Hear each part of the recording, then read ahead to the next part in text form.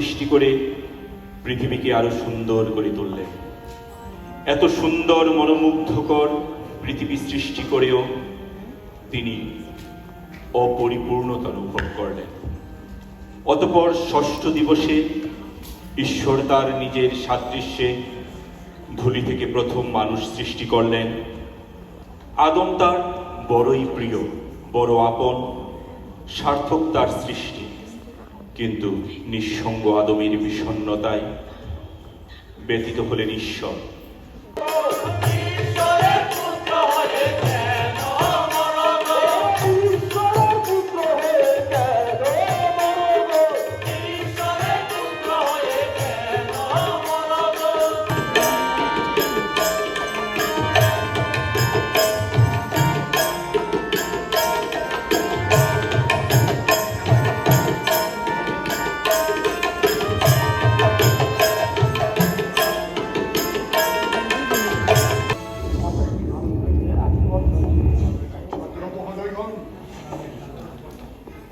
যিশু নামের নাজারেতবাসী সূত্রধরের যোসেফের পুত্র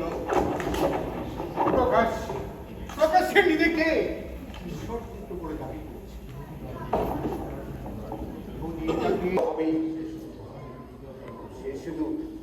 সে শুধু ধর্মের বিরুদ্ধেই অপরাধ করেনি, আমি অনেক অর্থ লাড়াচাড়া করবো।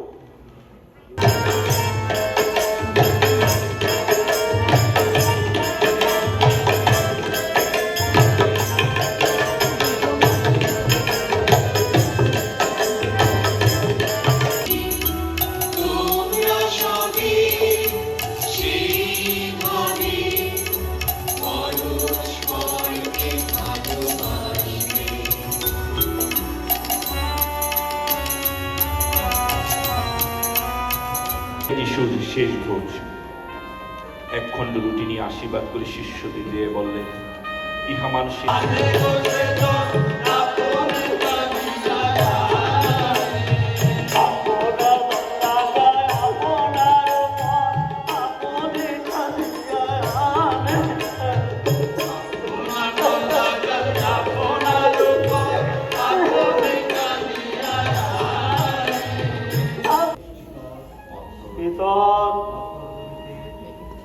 রজনীতে দুইবার মোরগ ডাকবার পূর্বে তুমি আমাকে তিনবার অস্বীকার করবে।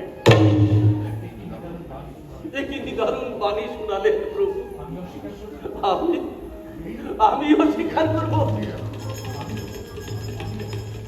আমি জুদাস, যা করিবার শীঘ্রই করো।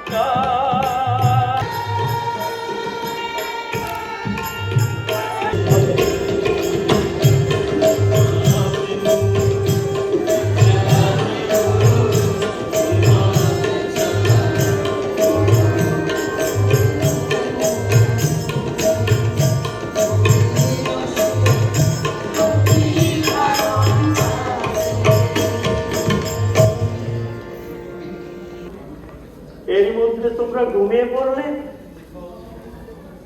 ওঠো, জেগে থাকো, প্রার্থনা করো। যন্ত্রণার মহামুহূর্ত ক্রমেই ঘনিয়ে আসছে। এই মর্মান্তিক মর্মবেদনা সে তো মৃত্যু বিমত।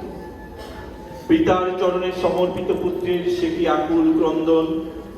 যিশু ফিরে এসে দেখলেন অবুঝ শিষ্যেরা গভীর নিদ্রায় নিদ্রিত। হায়রে মানব, তোমার মুক্তিদাতা প্রভুকে মৃত্যুর হাতে সমর্পণ করে আর কতকাল সংসারের ভোগ লালসায় এমনি ভাবে ঘুমিয়ে থাকবে। যিশু কাঁদছেন আমাদের পাপের জন্য, কাঁদছেন আমাদের পরিত্রাণের জন্য। কাচ্ছের বিভীষিকাময় মৃত্যু যন্ত্রণা থেকে উদ্ধার হওয়ার জন্য। সর্বশক্তিমান ঈশ্বরের কাছে মানুষ ঈশ্বরের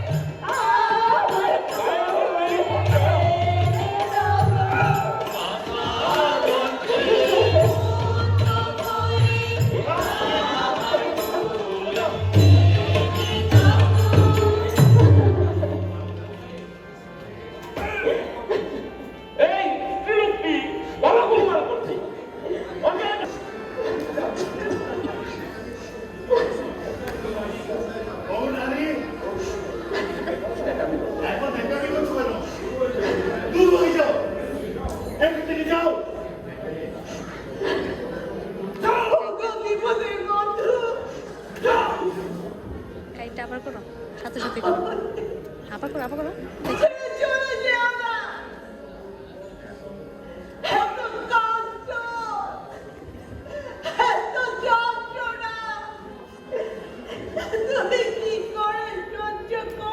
প্রভু, আমার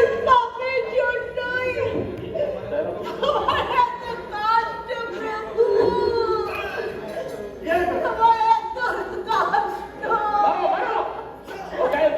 কষ্ট।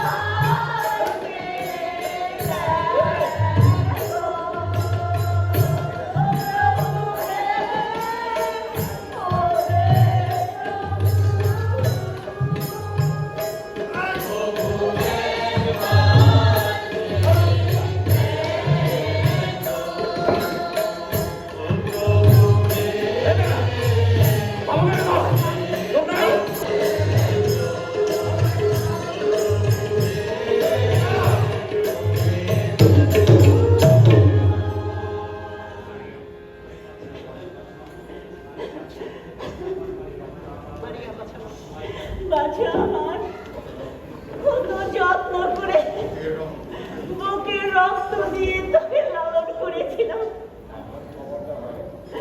আমাকে কেন দিলি? তুই কোথায় যাচ্ছিস? আয় বাবা, আয়, এখনই মায়ের বুকে ফিরে আয়, ফিরে আয়, ফিরে আয়।